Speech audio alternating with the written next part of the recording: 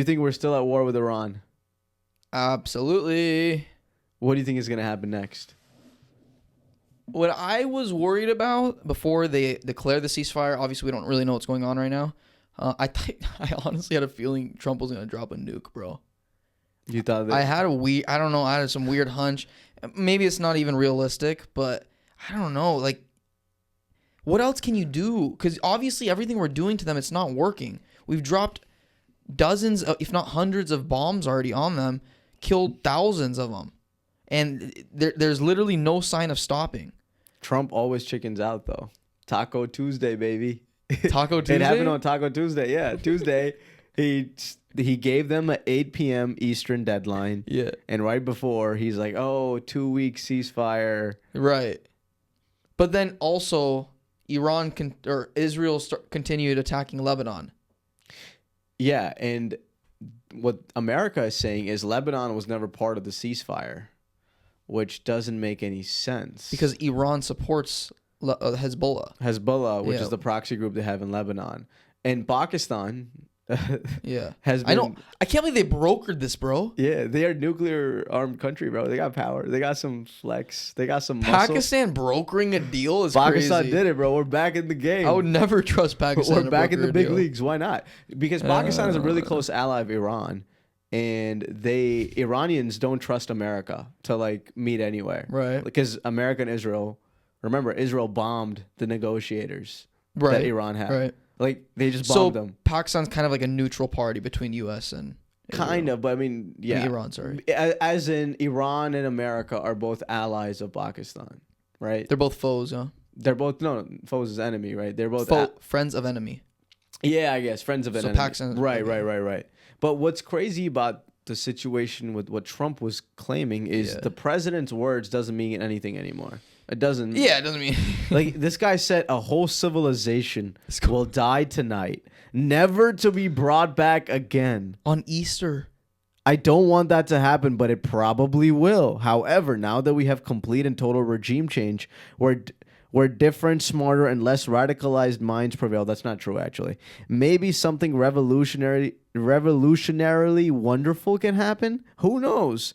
We will find out tonight. One of the most important moments in the long and complex history of the world. 47 years of extortion, corruption, and death will finally end. God bless the great people of Iran. So you're threatening to kill somebody and also saying God bless you. Yeah, on Easter, dog. Did you hear... The weird thing, he's number 47, right? 47th president. 47 years of Iranian regime rule. And it was on April 7th. That's just a coincidence. Come on. That's just a coincidence. I don't know, dude. There's some weird... these guys are fucking weird, bro. I don't put anything past anybody, bro. Did you see the tweet, though, of when he said Tuesday will be power plant day and bridge day all wrapped up in one in Iran? There will be nothing like it. Open the fucking strait, you crazy bastards, or you'll be living in hell. Just watch. Praise be to Allah. He's mocking President Donald. Yeah, he's mocking it. But, dude, this is not a normal guy. No. Can you imagine being the guy who types it in for him? Because he's not typing it in. It's a girl. Yeah. Whoever it is, he's like, can you please type in and now say fucking bastards? That's crazy. And she's like, are you sure, Mr. President? You want to use bastards? Yes, please. Add the F-bomb in there. And then he's like, praise be. Oh my. When's the last time you heard a president use the F-bomb?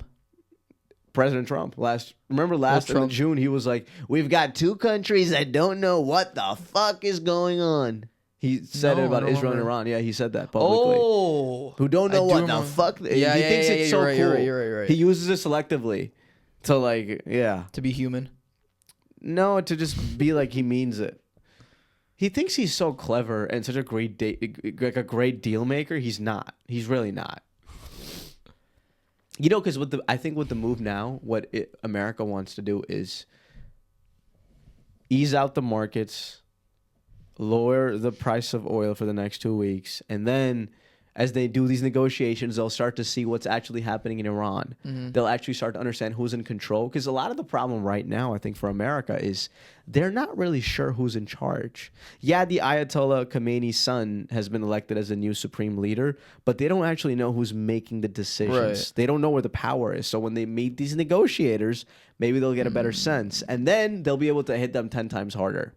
I think that's what the move is. Really? You can't trust America and Israel to negotiate in good faith. You can't. Is Hormuz open right now? Technically, no ships have gone through in the last 24 hours. Still. The Strait of Hormuz, yeah. But, I mean, look, these are commercial ships that have insurance. Mm-hmm. Why would they go through the Strait of Hormuz right now? Because of these tenuous times, right? There has to be extreme guarantees. Yeah. The ceasefire just happened. Yeah, but so the 2 weeks has already started. It started. It's been a day. Yeah, so with 13 days left. 13 days left. But do you know the 10 points that Iran presented to America? I don't. So the 10 points are, number one, a formal guarantee from the United States to stop attacks and never resume them.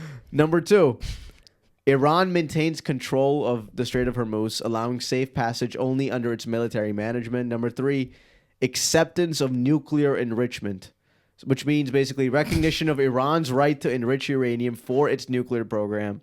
Number four, immediate removal of all the sanctions we have on them against Iran. Number five, end all resolutions against Iran at the International Atomic Energy Agency. So termination of all the investigations, the IAEA. It's like this body that investigates nuclear weapons, and they're saying end all these investigations. Terminations of all UN Security Council resolutions against Iran. Number seven, withdrawing of all U.S. forces from the Middle East. We have thousands of people. Immediate withdrawal. Number eight, compensation for damages. Full payment for damages suffered by Iran during the war. Number nine, release of foreign frozen assets. So release all the Iranian assets and properties that are frozen abroad. And number 10, a UN Security Council resolution making all these points legally binding. I mean, it doesn't even. I think doesn't even make sense. Well, the point number 10, like the UN has no power anymore. The UN Security Council is a joke. They've ruined global diplomacy. It's sickening what they do. These people have.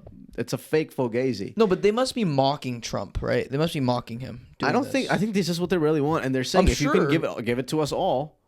But it's not realistic at all. I mean, none of these things. Not a single one is realistic. One of them is realistic. Which one? The lifting of sanctions. That's something the U.S. can do. And actually, maybe. You think they will do that? Maybe. I think this is the one thing that they actually will do. Okay. And they'll have to let them control the Strait of Hormuz. That is also something. Because the thing is, bro, even if you bomb it, right? Iran just has to drop a little bit of drones, a little bit of missiles in the Strait of Hormuz because geography is in their favor. Right.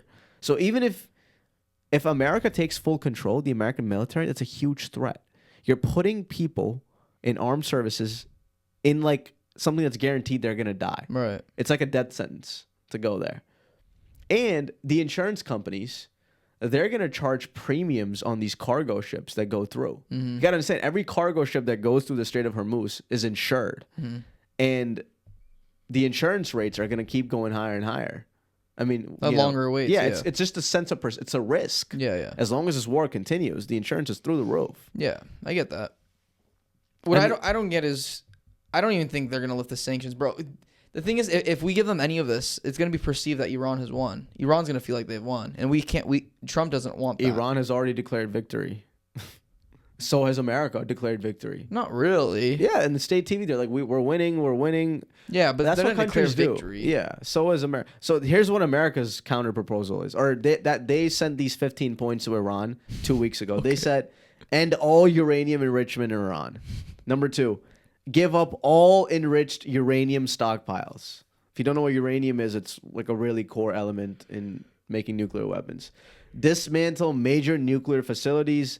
Natanz, Fordo, Isfahan, which is weird because I thought we already killed their nuclear facilities under Operation, what is it, Midnight Hammer, whatever it's called, last June. I don't know. You know, I was watching a Trump clip and he was like, they gave me a list of all these names and none of them were strong enough. They were so horrible. And then Operation Fury, Epic Fury came and I was like, of course, go with Epic. He cares about the names. Like he did his due diligence. Marketing, bro. And then when Benjamin Netanyahu presented his plan about Iran, he just said, sounds good. Like that's what his response was basically. But maybe it sounds good, bro. Donald Trump spent more time picking the name of the operation than actually understanding what he was getting himself into in Iran. Well, just it sounded good. You know It what sounded good. Epic fury. No, and Israel's plan. It sounded good. Number 4, commit permanently to never develop nuclear weapons. Number 5, allow full unrestricted inspections by the IAEA. If you're noticing the trend, it's literally the complete opposite of each of the points. Limit or dismantle Iran's ballistic missile program. Restrict missile use to defense purposes only. Reduce overall military capabilities tied to long-range threats. End support for proxy groups like Hamas, Hezbollah, the Houthis in Yemen. Stop funding and arming militant organizations. Pull back regional military influence. How can you tell another country to pull back its influence? That's interesting. Guarantee free navigation in the Strait of Hormuz. Stop interfering with international shipping. And then incentives that the U.S. gave were sanctions relief and economic cooperation. Yeah. And investment opportunities. Yeah. So, can we have peace? I don't think so. There's no way. I mean, there is a way, obviously. Because they're meeting in Islamabad, capital of Pakistan, on Saturday. Jared Kushner is going. Don't know why he needs to be there. Steve Witkoff is going to be there. And JD Vance is going to apparently spearhead the entire operation. Okay. JD. But you know what's interesting? New York Times came out with a report talking about the Situation Room. Before he was going to make this decision, he asked everybody, what do you think? And JD said, I think this is a bad idea, but I will support and back you with whatever you decide. Right. Everybody said the same thing. Marco Rubio was actually like, the Israelis are bullshitting. But he said, of course, President, I trust your instincts. Everybody said the same thing, except Pete Hegseth was all in. He was like, yeah, let's do this. Let's do this. Kill all the Muslims. Crazy, like he once proclaimed at a party, apparently, allegedly. Really? They asked him about it, and he was like, anonymous sources. He's probably drunk. He's not a good guy. He's just not a good guy, Pete Hegseth. Well, you can see the evil on his face, he's murdering people right now directly. So is Trump. Yeah. This is a direct murder case. This is murder. Yeah. Like those school children that they killed. That's murder. That's murder. Yeah. I don't care if the naval base was next to it or whatever it is. You should be able to tell if they're school kids there. That's insane, dude. We have live satellite footage, bro. There's no excuse. Most advanced military in the world. Yeah, that's not right at all, man. And Israel has just conducted over 100 strikes in Lebanon in the last 24 hours. They've basically skyrocketed their attacks in Lebanon. Yeah, because they can't attack Iran anymore. Yeah, so they're like, attack somebody else. Lebanon. Oh, we have got money in the bank. Let's spend it. It's so weird. And dude, in Lebanon, 1 million people have been displaced. Some light. 1 million out of 5 million. It's not that many. And then we've killed 20%, 25%, and then thousands of people have been killed. 1 out of 5. 1 out of 5 has displaced. They have no home anymore. And Israel actually said that they're going to demolish every single Lebanese home near the border. That borders Israel. That's only logical, though, right? That's like the only logical thing for them to do. How do they displace everybody? Can you imagine telling like a free and sovereign country that we're going to come in, occupy the southern part of your land, and demolish all the homes, take your land away? That's fucking war, bro. That's colonization. That is colonization. Yeah. They're literally a colonizer. Yeah. They're not just an occupier. Like Israel. They're the most modern colonizer, huh? Israel is a modern day colonizer. What was the last colonizer? Maybe Spain? America. Or Britain? Yeah, I guess Britain here. Yeah. But Israel literally wants colonies in the Middle East that they want to call Israel. They're annexing land. They're literally invading and annexing territory and killing everybody that they can think of. Yeah, that's the whole strategy. Yeah. What is interesting though is that I honestly, bro, at this point, I don't know what to say. It's like I feel like there's nothing. In the beginning, things were actually like shocking, and at this point, I'm like, I don't really put it. I started the pod by saying, like, I thought Trump was gonna nuke them. Like, that's like the most ultimate thing somebody can do, right? As we know, that we know of, that's the most ultimate thing. But what happens? Say Trump nukes Iran, God forbid. What happens next? Well, a lot of people are going to die, and a lot of people are going to be displaced, and those people are going to come together, and their anger is going to be more fueled, And maybe it's not going to be tomorrow, but 15, 20 years from now, there's going to be very pissed off people. Well, I don't think it ends just like, I think Russia and China get directly involved. Maybe. Dude, you can't just nuke. If you start nuking countries, Yeah. you're opening up a Pandora's box. Yeah. Pakistan has nuclear weapons. Pakistan does not like Israel. You're telling me Pakistan wouldn't retaliate? I don't know. They have the capacity to launch nukes into Israel, and as far as I know, I might be off. And vice versa. And vice versa. So it's, Yeah. But we don't know if Pakistan would actually take that action. Right. So I don't know if they would.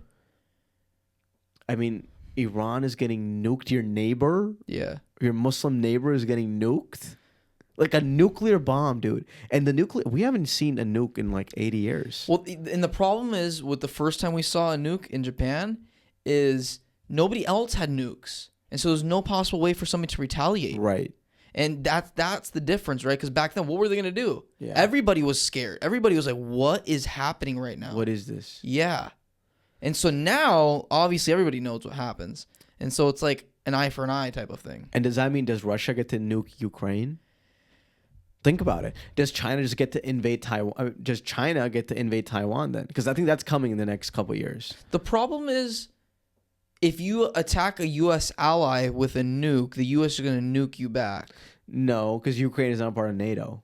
That's the whole thing, right? So we're under no obligation. You're right, but bro, hundreds of billions of dollars. That to me, that's more than an obligation, dude. But see, that's the thing, right? You're opening up a Pandora's box by nuking one country. For sure. But I just don't put it past it. That was my whole point. I just You don't put it past them. Trump? No, I don't. You can't put anything past the guy. He's not. I was thinking about this in my car right here. What were you listening to while you're thinking about A it? bunch of different podcasts. Okay. NPR, Breaking Points, Tucker Carlson, a bunch of other people. Tucker Carlson is doing great work. That's your boy, huh? I gotta respect that guy, bro. I know your opinion of him has changed dramatically. Well, because he's accepted that he was wrong. Very few people accept and say to the. He told me that I lied to you, and I'm sorry. Yeah, about Iraq. About Iraq. That's I can't think of a single person that's done that. That's influential. That said to your face, I lied to you. Yeah, I don't know. I lied to you. Yeah. I was giving you propaganda, and I'm really sorry, and I'm gonna make sure it doesn't happen again. Megyn Kelly's turned a 180.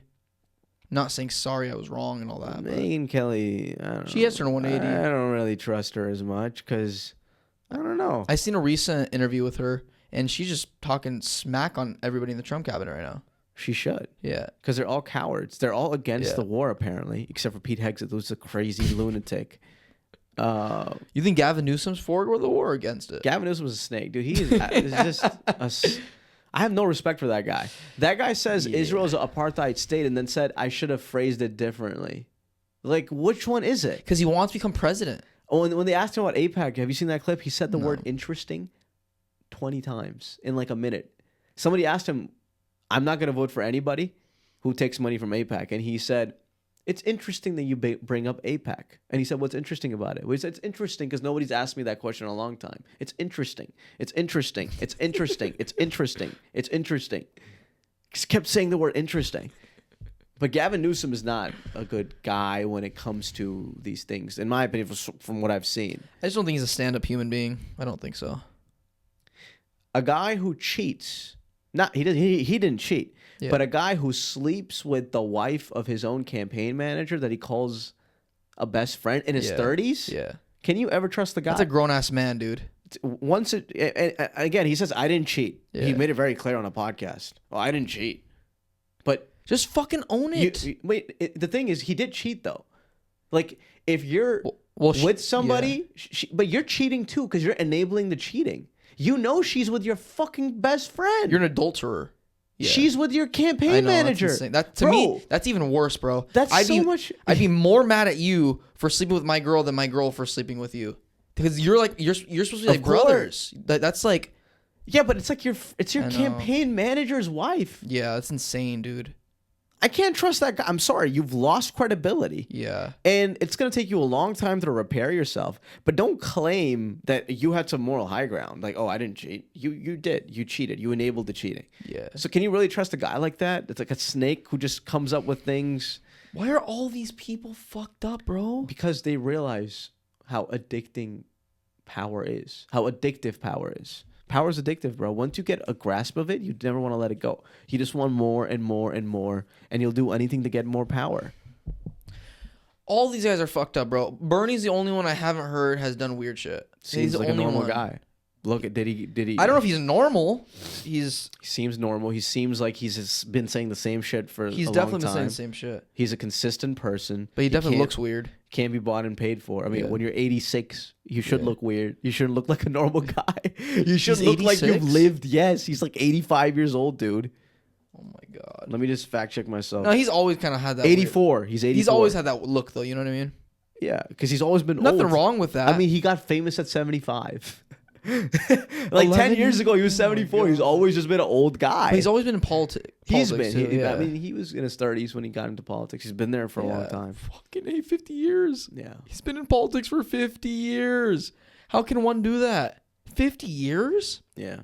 He was a mayor, then became, I think, a member of Congress and then senator. He was a mayor? Mayor of Burlington, Vermont. Yeah, that's how he started. And I think he then became like a House of Representative and then a senator. That's like Miguel Canales running for president one day. I mean, he wanted to, remember? Yeah. He said future Department of like Education Secretary once or some bullshit. I don't know. That's the thing. You can't aspire for a position. You can't. It has to come to you. Yeah, like people have to be like, you are our leader. Person. Like you've done so much great work. You have to be a leader in your community. Yeah. You have to be like, and that's selfless. The thing. When you bring money into the mix, like in campaigns, you're influencing people to vote for you, right? But you need them to influence you to run. That's the way it should go. Like George Washington, that's a perfect example. I didn't know that until you told me, right? Yeah. But nobody, I mean, he didn't want to be president. But everyone's like, you're the perfect guy. You're the perfect guy. Not just that. They wanted him to be king. And he said, I'm not going to be king. Are you kidding me? We just fought a war to destroy the king. Yeah. And now you want another king? What was all of it for? Right. Call me president. Those types of people, bro, are once in a generation, unfortunately. Where's our generation? What's our guy? Who's our guy? Yeah. Zoran seems to be like that guy. You got to do the stuff that he's been doing in New York. I haven't been keeping up. Actually doing like tangible stuff. So like closing, like fixing all the potholes in New York City. Yeah. Something that affects people nobody's ever done. 100%. That's a big deal. Paying people to shovel snow. It got done so fast and people made money. Like $25 an hour, $30 an hour. Okay. Tangible stuff. Yeah. He's trying to make I think he's trying to make care for like babies and infants free. I think what's the word for it? Pre-care? Or child care? Child care. Yeah. He's trying to make that free. Some of the other stuff, like looks like he's actually living up to the promises. Who is our I don't know, our generation. He's not Gen Z, he's a millennial, right? Millennial. Who is it going to be from our generation? I'm concerned. I think it's more of once in a lifetime more than once in a generation type of person. No, I think there are people like that. So our parents' generation then? Who was their guy? Gen X? Yeah. You could say Obama, but he didn't really seem like he was selfless. Yeah. In fact, he was very selfish in the things he pursued. Prior, maybe JFK. You could say JFK was that guy. JFK. Yeah. FDR. I can only think of JFK. You don't think FDR? Well, he was president for 4 terms. I don't like that. But everybody it was overwhelming. It was like 85%. I know, but I don't like the fact that you're in power for all those years, honestly. And I don't know too much about FDR. I'm sure there's great points. He did the New Deal, and he led us through World War II, man. That's insane. And prior to that, the Depression, and the Great Depression, he got us through. So you got to respect that. Yeah, respect it. I just don't know enough about it. And prior to FDR, Abraham Lincoln. Teddy Roosevelt? Teddy Roosevelt. There was some, I guess, yeah. You know what I mean? Teddy was a long way back before FDR. Yeah, Teddy was like 50 years before. 1900. Lincoln was like 1875, Lincoln. 1871? I thought it was 1850s. No, 1871, 1875. Teddy Roosevelt was, I think, 1905. And then he ran for president again. Yeah, and then before Lincoln... Yeah, he was the president from 1901 to 1909, yeah. Okay. And then Lincoln was... 1860, sorry, I was wrong, yeah. I was off by 10 years actually. Lincoln president. Damn, I can't believe I got my 1861 to 1865.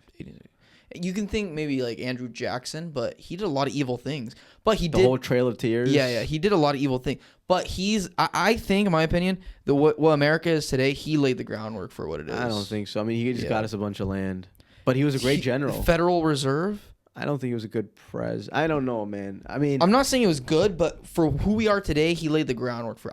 Are we in the best position? I don't know if that's the right word to say, but our empire is falling. This is the end of America. No, I'm sorry to tell you. I don't think that. You can't. I'm telling you. I think Americans have gotten used to this idea that we're immune from consequences. When your president says these things and does the way you act, you take away credibility from a country. Our system is broken. We always knew that. Now the world is realizing it. Yeah. The Gulf states are never going to trust us again. Saudi Arabia, UAE, they are not going to trust us. Who's going to trust us? They'll be cordial, Israel, though. We'll always have Israel by our side. We're probably not even going to have Israel because Israel's going to overtake us and become the most powerful country in the world. That's the thing, though, right, with Israel. Because if this goes the way they want it to go, Israel will just rule all that land. We won't need Saudi Arabia to trust us. It'll just be Israel. It'll just all be Israel? Yeah. And we'll just be their bitch then. We already are, but they'll actually like publicly treat us like... There you go. You know what's crazy? When you go to Israel, bro, Christians get spitted on there. Did you know that? Spat on. Like people spit on them. Really? They spit on you, bro. How do they know you're a Christian, bro? Well, they come from America. These evangelicals, that's the crazy part. They know they come on these missionary trips, right? Okay. And they know they're Christians and Americans because they have an accent and they're talking. And these kids, they spit on them. What?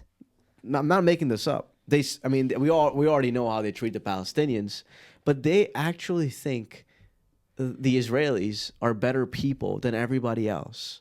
It's like a societal thing. It's actually disgusting. Did you watch the Tucker Carlson podcast with that girl Carrie who got kicked out? She was talking about that. Yeah. She'd mentioned being spit on. Not herself personally. Oh, okay. I don't remember that. She talked about how Christians get spit on there, and it's not her saying it, but it's like a real thing. Like, okay, no, I don't remember that topic. My point is, Jews rule the world. I don't know. I mean, you know what the craziest part is, bro?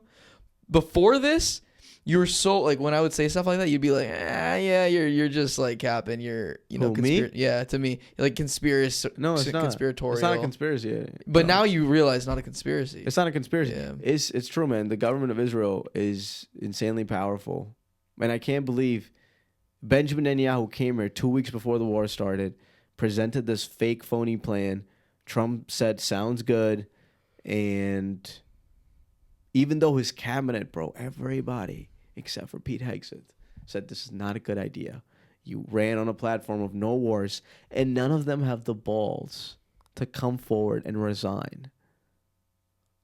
Don't forget this moment, America. J.D. Vance is not resigning. Yeah. Technically. They're all bitches, bro. Bro, but Americans, 13 of our soldiers died. For what? For nothing. For Israel. Yeah. Who's responsible for their deaths? The U.S. government. The commander-in-chief. Yeah. Donald Trump is a murderer. The president of the United States is a murderer. He murdered Americans. Is that like a lie? Is that an exaggeration? Well, he led them to death. He murdered them because he knew what was... I don't know. He said in the speech, Americans will die. Well, yeah, he did don't do that. The Strait of Hormuz was not a problem. Remember this, bro. The Strait of Hormuz had not been closed since the 1980s. And they only closed it for a couple days. Since the 19... It's not even a problem. And now you know what they're planning on doing is, even if they open it up, they're going to charge a tax to American ships. Yeah, to go through. And they're estimating Iran can make... I heard it on a podcast. I don't know how accurate this is. They can make upwards of $500 billion in the next 5 years. Doing this. Yeah. Taxing us. Yeah. $500 billion. Yeah. They didn't have all this money. We're just giving them free money. Yeah. Well, but the thing is, the U.S. isn't assuming that they're going to run the Strait of Hormuz. Well, American troops, if they start running the Strait of Hormuz, expect bloodshed like you haven't seen before. It's sad. It's not going to work out. Well, you know what? The U.S. ran the Panama Canal for a long time. It's a completely different story. Why? Well, first, dealing with the enemy, Iran. Like, Iran is a different country, different people. Yeah, and It's a they didn't have theocracy. missiles like that back then.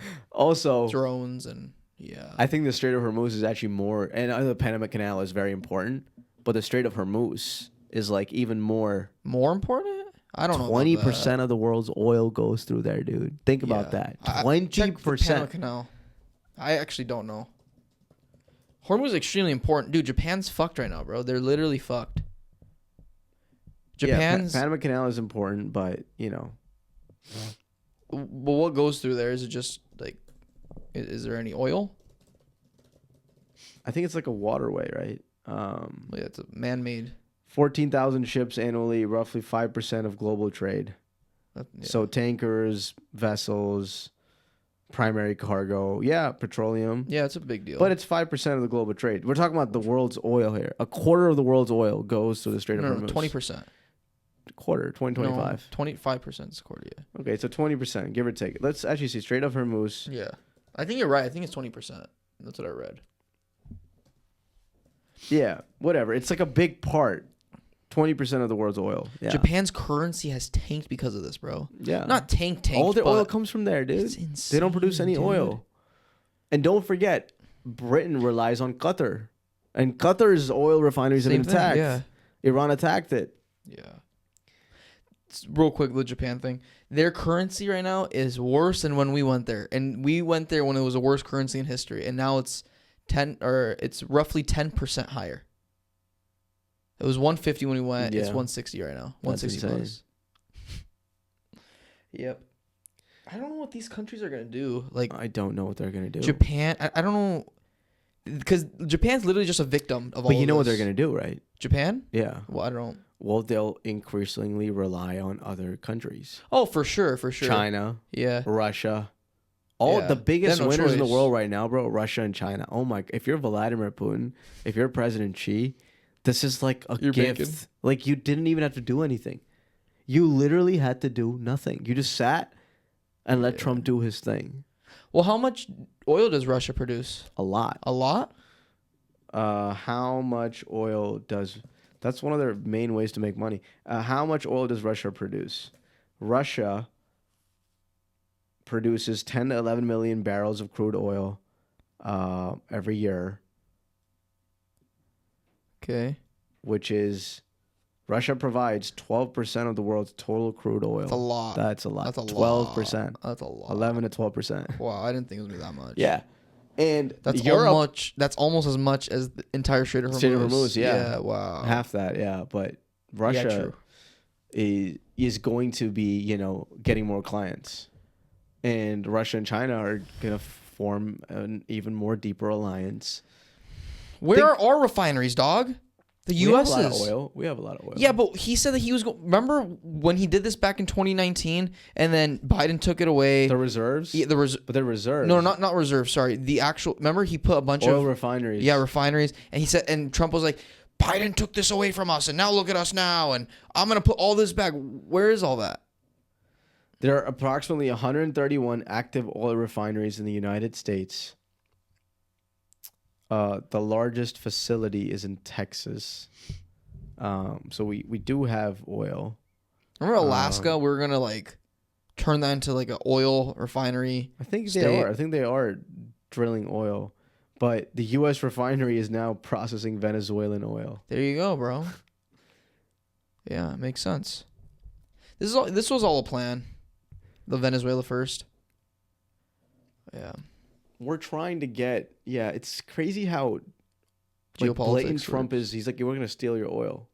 We're just going straight to up. steal and take it for ourselves. Yeah. We're going to take your master, and then we're going to steal all your oil. That's what they did. Yeah. Yeah. You can't have a country survive for long with that kind of policy, dude. Look at all the evil empires. They eventually fall. Is America an evil country? Unfortunately, right now. We just have so much money. That's the thing, bro. We have so much money. Never in history has it been this crazy. We have way more money, dude. And way more expenditure than anybody else. But we also have debt. And the debt is Does it mean anything? I think it does. I think it's going to catch up. But really, what's going to happen if one day we say, hey, like, country, we're not going to pay you back? Well, they'll stop supplying us, but... Yeah, and I think that's the thing, right? We're so heavily dependent on imports. On imports, yeah. Our manufacturing has died, so we can't just default on loans. Like, countries do go bankrupt. And, the time comes. It's like any debt. Well, that's the problem with the U.S., right? Once we default, we don't produce anything in-house. That's where we're going to be fucked. We'll be screwed. Yeah. We're on a really dark pathway right now. And it's not, like, if you're an American citizen and you don't participate in politics, you don't vote, I don't know what else, like, you need to hear. Like, you need to be active. You still want to live here? I'd love to live here if we survive. I don't know if with the 50, like I've told you, I don't know if the 50 states survive in the next 30 to 40 years. You'll want to leave, though, if we get split up? Yeah. I mean, I don't know. California will be its own country. Yeah. Do I want that to happen? No. I like the union. I like the 50 states. I'm a unionist. I don't want us. I'm not what is it called? I'm not a separatist. I'm not like the Confederates. I like the 50 states. What if we get another, like, 2 or 3 states? You know what I mean? Like Canada, Iceland, Greenland, Puerto Rico. Honestly, I don't mind us acquiring Canada and America. Canada's really important to America. Why can't we just be one country? There's only 20 million or 40 million of them. It's not that many. Yeah. I mean, I don't want to do what Israel is doing. I don't want to just annex and go there and be like, hey, this is our land. It was promised to us thousands of years ago. They don't have guns, bro, over there. It'd be really easy. Nah, they have a military. They do have a military. They'll put up a fight. But there's no police officers don't have guns, right, over there? But it's fine. Let them have their own country. We already have so much land. Why do we need Canada? Because why not, bro? Some light. A light little mission. Acquire the Canadians.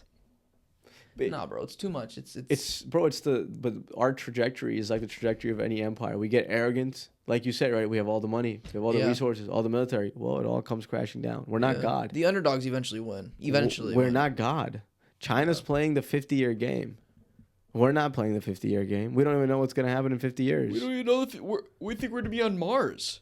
A colony on Mars in 50 years. That's our 50-year game, bro. Yeah, but for now. But that's our game plan. You know what I'm saying? Like, that's what... Because think about it like this, right? You're telling me the United States... You don't know where the United States is going to be in 50 years, right? And you think the general consensus of America agrees with that? In 50 years, they don't know what's going to happen. We don't know what's going to happen. Nobody knows. But what we do know is that Americans want a colony on Mars. Like, that's where our minds are right now. Are they? I don't think so. I don't think anybody's thinking about Mars. You are thinking about Mars because you research. No. What I'm saying is, like, the long-term effect. If you ask people, like, what's the long-term goal of space and what's the long-term goal of the United States, people have a way more definitive answer of space than the United States. Oh, I see what you mean. Yeah. So in terms of like the goalpost, exactly. We know what we're gonna do in space, Mars. Right, but we don't know where our country's gonna be. It's because we've already peaked, right? The U.S. has already peaked. It's been peaked. It's true. Yeah. So it's like if it's so we peaked already. We've peaked. So if we've peaked for so long, there's nowhere else to think about. You know what I mean? It goes downhill. Yeah.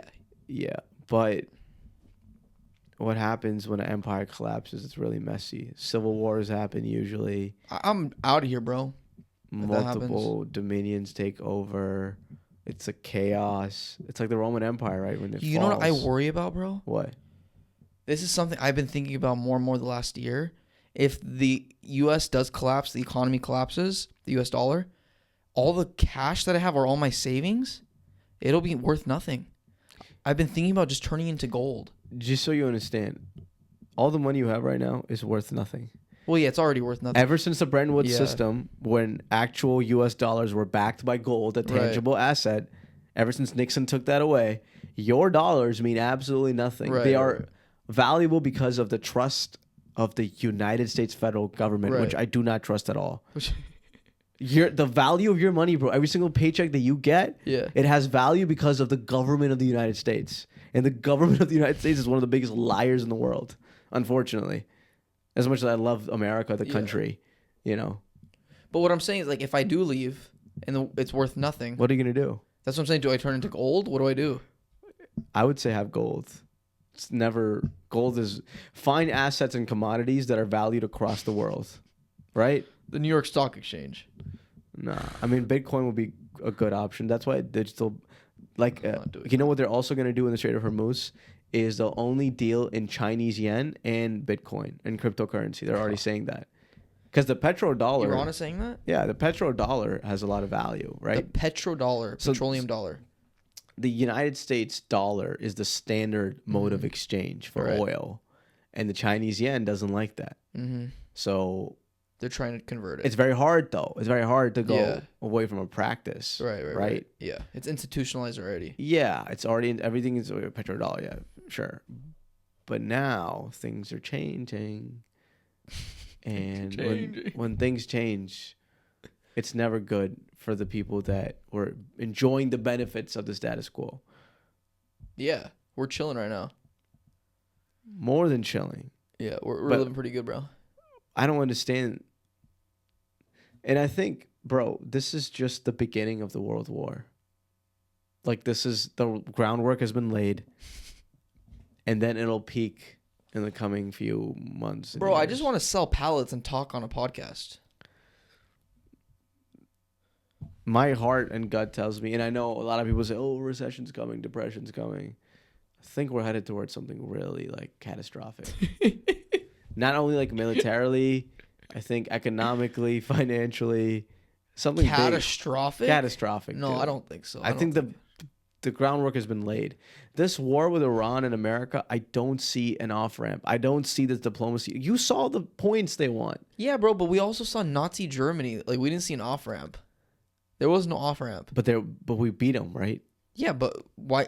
It was Nazi Germany. It was like literally bad people that we beat. Who are you Iran beating? aren't exactly good people, bro. I mean, what have they done to us? What have they done technically to us? To the United States. They've said death to America. Nazi Germany also didn't do anything to the United States directly. Well, no, they killed Americans, thousands of soldiers. Well, yeah, and that's when we got into the war, right? That's when we got into the war. Yeah, but they killed a lot. I guess of Americans. Iran hadn't killed any Americans when we got into the war. We didn't kill. But prior to that, like the 15 years prior to us getting to the war, they didn't do anything to us. What did they do to us? They were not a threat. But they were didn't not do. a threat. Yeah. We're saying death to Iran. Donald Trump is saying, you know, we got into this war because apparently, according to Israel, Iran likes to say death to America, death to the West. Yeah. Well, we're saying death to Iran. Yeah. It's the same death thing. to the end of civilization. Not just Iran, bro. The Persian Empire. That's what he's saying. He's saying death to the Persians. And we're okay with that? What kind of a country are we becoming? Why is any Republican defending Donald Trump? You should not be. You should be ashamed. I think most are. Who? Who's Mike? Mike Johnson's not saying it, the Speaker of the House. Who in his party is actually loud, except for Thomas Massey? No, I'm not saying they're loud, but I don't think they agree with what's happening. But they're not publicly saying Yeah, it. This is the time, bro, to invoke the 25th Amendment, where the cabinet gets together and impeaches him. Yeah. Like the Constitution, there's no point of it existing if you're not using it. There's all these guardrails. Let's exercise them. Yeah. A true patriot stands up for the country before a fucking human being. It's the biggest act of patriotism to stand up to one selfish person, which is Donald Trump.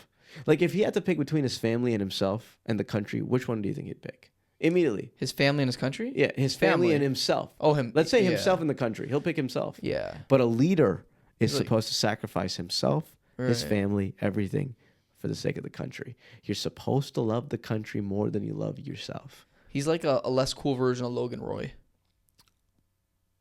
It's like Logan Roy was Not a good dude. not a good guy. Yeah. He's smart. I don't think Donald Trump's smart. I think he's clever. There's a difference. He's savvy, yeah. You can be media savvy, but be dumb. Yeah. Dumb as a rock. And just like, figure out a way. That dude's memory is pretty good, though. I Whose? will say Trump. His memory is pretty good. Not that he says much, but when he does bring things up, I'm like, damn. He keeps saying the same shit. I don't find his memory to be particularly cool. pretty- He keeps saying the same shit. Biden. It's not like Joe Rogan. Biden didn't win the election. He keeps saying that. No, but he remembers names. I can't remember names like that, bro. I cannot remember names like that. Of who? Whose names? I feel like Rosie he remembers. O'Donnell, same thing. Yeah, Rosie O'Donnell. Same people. It's the same Biggie. people. Piggy. It's the same people, bro. He knows the press's names, dude, in the interviews. He's been dealing with them for over a decade. It's still insane, though. It's not insane at all. If you see these people every day, you gotta understand. They're asking him questions on a daily basis. Every day they come? Almost every day. No. The press, he's dealing with them almost every day. He's coming off the airplane. He's answering questions. He sees the person's name. He sees them on TV. Don't forget this. Donald Trump, what does he spend most of his time doing? Watching television. Really? He's watching these people. Dude, he watches for hours. Hours, 100% guaranteed. This is not a joke. I'm not making this up. He's watching television for hours, cable TV. Where do you get that from? I mean, I get that from human beings who've been around him and they say who that? work with them. Yes. How much TV does Donald Trump watch? A lot, bro. You think he watches more TV or plays more golf? TV for sure. He's addicted to that shit. Cable TV.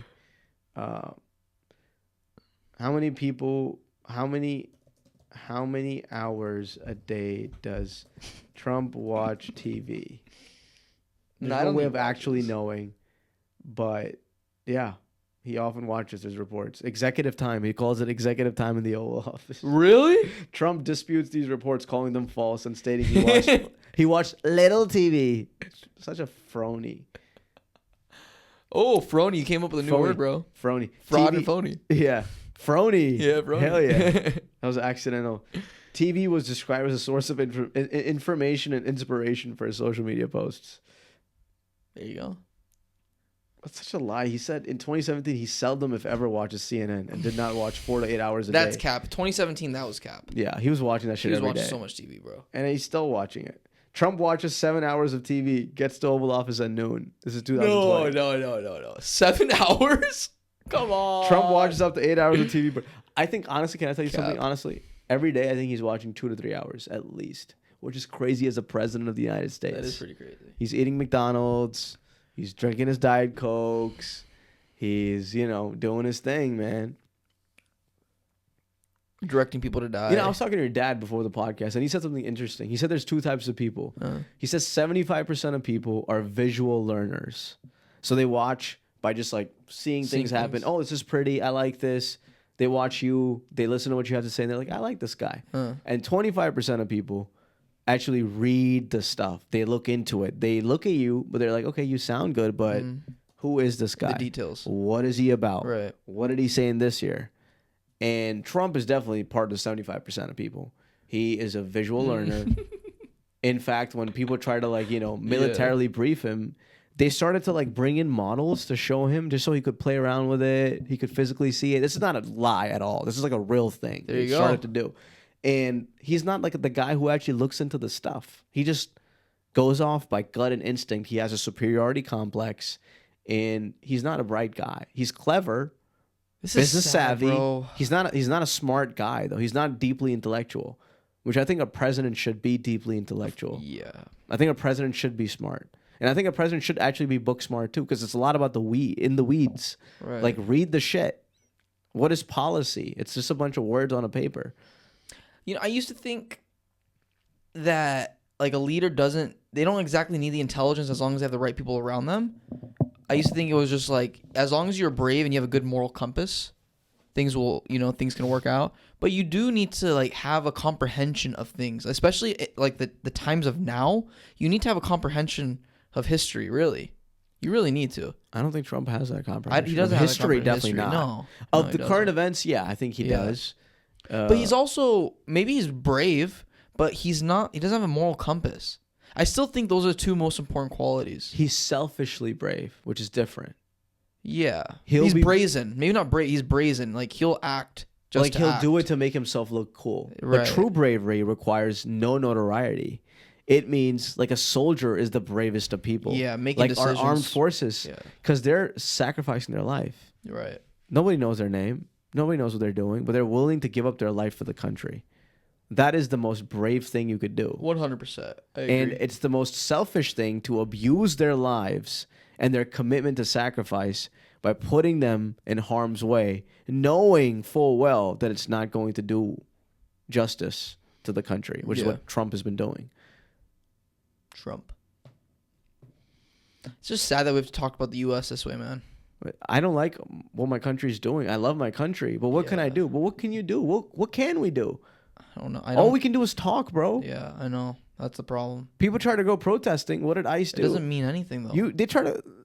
Protests don't mean anything anymore. They don't mean anything because there's no like. Before it used to mean something like, way back, it used to mean something because the government was still afraid of the people, right? But the government's not afraid of the people anymore. They've always quelled down protests. Look at Vietnam. Look what they did to kids. Even before that, though. Like, yeah, before. Since the beginning. Yeah. I mean, that's every country. They tried to maintain control. They tried to quell protests. I understand also. We have a lot of freedoms, though, in this country. Like, me and you can say this shit on the... It's a beautiful thing. It may be taken away. In China, you're toast, dude. Yeah. If we do this, we go into jail. Yeah. I was talking to my Chinese friend. Dude, he told me that there's practically no gangs that exist in China anymore. Practically no gangs. Because how many cameras there are everywhere. Like, he was telling me a story of this guy. He stole a lady's purse on the subway. Mm-hmm. Within 2 to 3 hours, the guy was caught. Sure. And jailed. And if you sell drugs out there, you get the death penalty.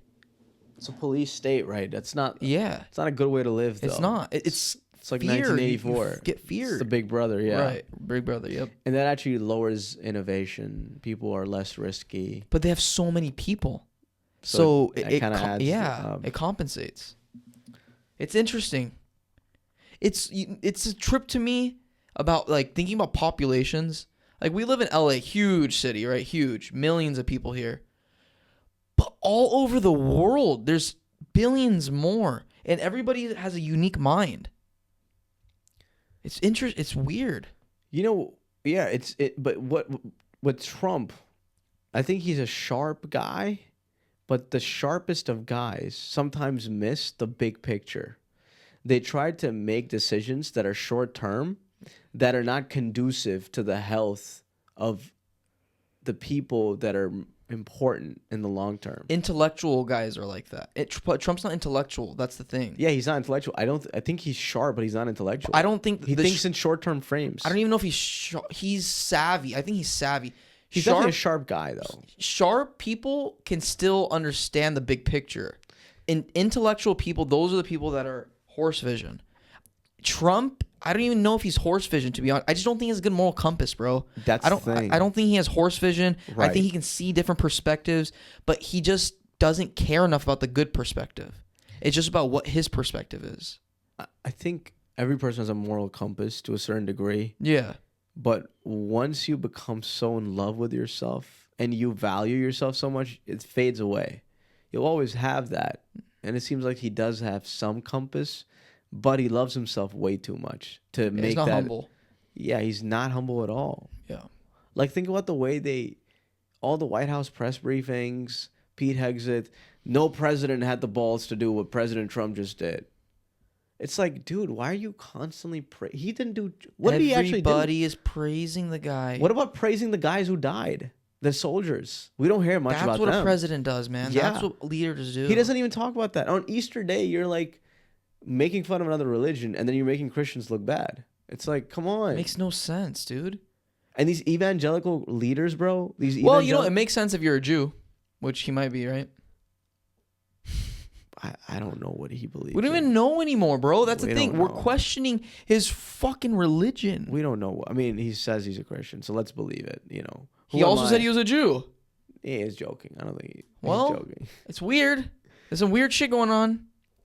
I don't know what's happening. He's really not a Christian, though, bro. Let's be real. He's really not a Christian. I shy away from saying... If somebody's saying they're a religion, I believe them. You have to take it as is, but you know what, dude? But is his actions Christian? Not at all. That's my point. Yeah. Christianity teaches you peace. It doesn't teach you this bullshit, whatever he's doing. So his actions are definitely... They're like satanic. I just don't... I don't They're satanic, anybody, bro. This is the devil. This is how the devil behaves. The devil is prideful. The devil will lie to you. The devil will steal. The devil will kill. Yeah. The devil will guide others to do evil as well. And brainwash you. This is the devil. You're dealing with the devil. It's actually... All these guys are, bro. They all are the devil, bro. It is, at the end of the day, it's like when money corrupts you, like when you retrieve money unjustly, That's the end of it, man. That's the first step. Yeah. And it's not even money, it's power now. It is. Trump, it's like he's sitting in the situation. Yeah. Room. Imagine being him. He already passed the money barrier. Like, what more do you need? Yeah. And what sucks is there's still like boundaries to power. Benjamin Netanyahu clearly has more power. And he's so naive. But Trump doesn't think so. Because he's naive. When you're so prideful, you can't imagine somebody else having the upper hand. I don't know. This is weird, dude. I never thought BB was gonna be this like in cahoots with. I don't know. I mean, he's been playing a 40-year game, bro. When you're playing in 40-year timelines, He's been in office for 40 years. he's been influential for the last 40 years. He's been prime minister off and on for the last 2 decades. So, but he was Mossad. How old is he? Like 60, 70? He's only 75, I think. 75? 70, 75. Yeah. Oh yeah. So He's before a he was boomer. Mossad agent for 15 years, or part of the army for 15 years. Right. Is Mossad one of the best agencies? They're Intelligence? liars. They think they're the best, but they lie. They give you fake intelligence. Uh-huh. They lie to your face. Are They're they good at- manipulators. Yeah. Are they good at their jobs? Sure. Somewhat. You have to be, right? If you have nukes, if you're... But every country has this type of program, right? Yeah. I mean, there's a CIA of Israel. Yeah. Every country. MI6 for Britain. I'm sure other countries KVG. have their own. Yeah. What does China have? I'm sure that... I don't know what the name is. Yeah. I don't know, dude. All right. Well, all we can do is pray, man. That's all. There's nothing to do, bro. You got to find a backup plan. All this. The last part I'll say is it's sad how, like, you can see the whole playbook of America, bro. They're just doing this fake ceasefire, fake negotiations, same thing, and they expect us to believe that they're actually trying to get peace, which they're not. They're not interested in peace at all. At all. Like, zilch.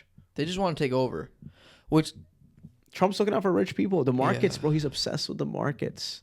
I saw this one like Instagram post that said that Trump plans his tweets around the times that the markets open and close. So he'll give like 2-day warnings because the weekend the markets are closed, and then it'll be like a 5-day, and it's like a, Really? it follows the opening and closing of markets just to ensure that it's not out of control. Wow. I guess that's pretty clever, though. Sure, but it's like short term. Yeah. Like, it doesn't matter, bro. Right. Israel is waging a war in Lebanon that you're doing absolutely nothing about. Well, it makes...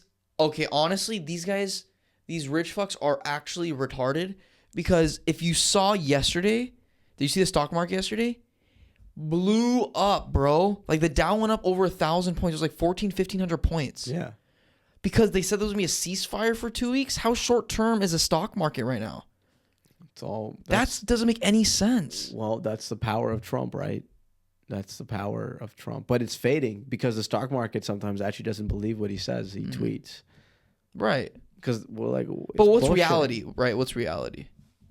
The like the ceasefire thing, maybe it's reality. It is real right now. Yeah, it is. But it's like, what I don't get about the psychology of the stockbrokers right now is, how are they listening to that and being like, oh yeah, next 2 weeks gonna make me a lot of money, and it's gonna be good long term. It's because like they're doing short-term plays, right? It's all short-term. So they're just shorting. You think they're just shorting? Well, no. I'm not talking about shorting. I'm just saying they're doing short-term plays probably. And a lot of Wall Street is just like...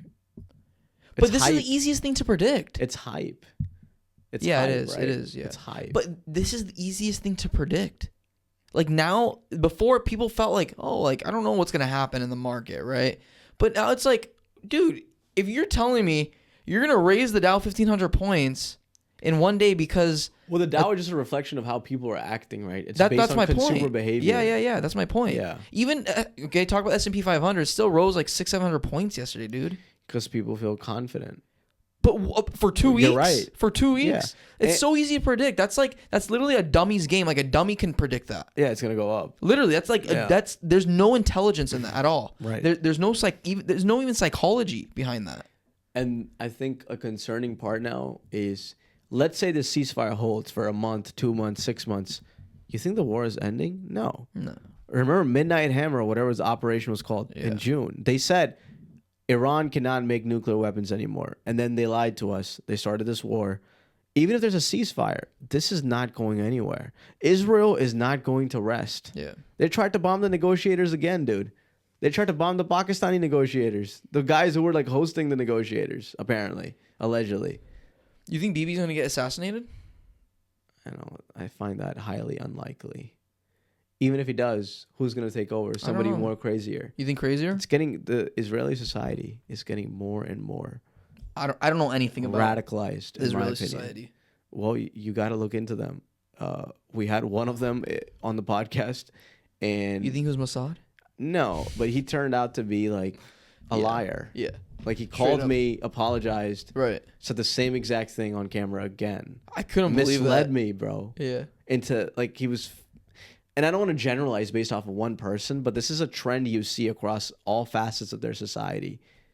It has nothing to do with Judaism. It has everything to do with their culture. But they tell the truth to each other. Do they? I don't know. Look how tight-knit they are, dude. I don't think they've learned their lesson at all.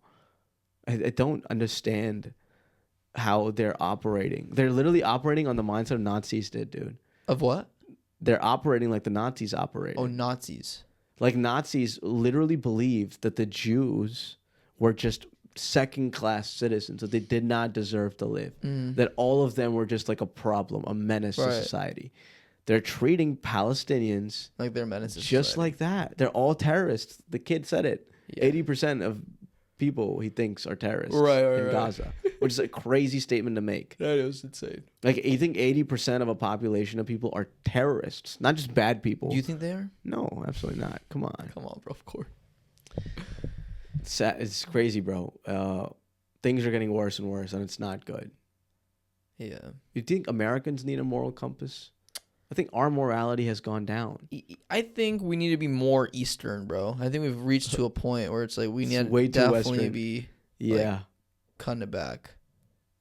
Yeah, maybe not like a balance Eastern, but like a balance. We definitely need more. The thing is, we definitely need more of like a nuclear family again. We need more of that. I agree. Yeah. We need more marriages. Yeah. We need more conversations in the home. That's the thing. So many conversations like are outside of the family, and our idea, like the thing is, you have conversations with random people and then you have conversations with your family.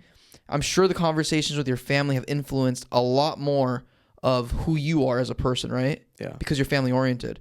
But the people that aren't family oriented, they probably have as much conversations as you do with random people, but those opinions shape them.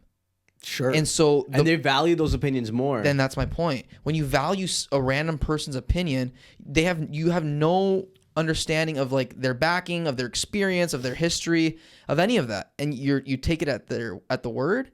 But that's America, bro. Like, we idolize these billionaires, we idolize these entrepreneurs, we idolize these money. Period. These businesses, celebrities. We don't know them. Think about it, and we're guilty of this.